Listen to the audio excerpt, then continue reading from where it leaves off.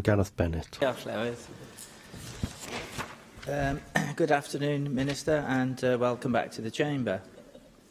Yesterday, one of your backbench members, Hefin David, raised the issue of the remediation of brownfield sites. Now, I realise that brownfield sites can be problematic to develop, but there are some brownfield sites that can be prepared for housing relatively cheaply.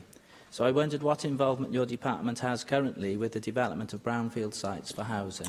I work very closely with my Cabinet colleagues, in particular Ken Skates and Leslie Griffiths, on the issues of bringing housing opportunities forward.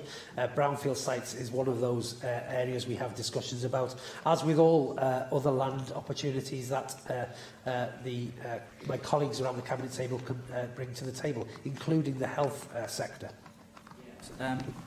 You mentioned this before.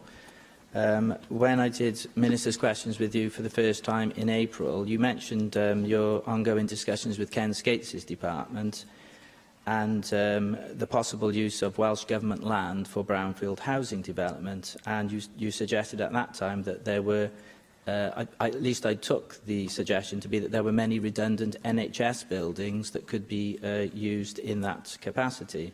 So, do you have any more details on how this process is ongoing and how close you are to developing any of these possible sites? I've had several offers of land from the Ken Skates Minister for Infrastructure, and we are working through those on the affordability of delivery now and looking at other partners. I will be announcing in the next shortly a decision on the innovative housing schemes, which will include new opportunities for developments across Wales, which I believe are quite exciting, and the sector is looking forward to that.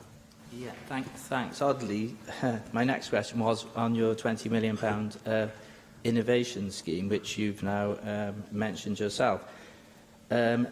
Obviously, your announcement is coming shortly. Is there anything you can give us here today regarding that scheme? Well, I think there's a huge opportunity. I saw some of the submissions that came through. The closing date was Friday of last week.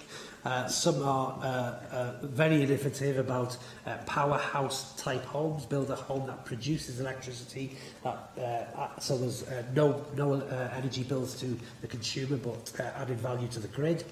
Some of it's about modular units for the under 35s. So there is a whole host of opportunities there, but I will make a statement to the Chamber once I've decided what the allocation should be. Question 3, Mohammed.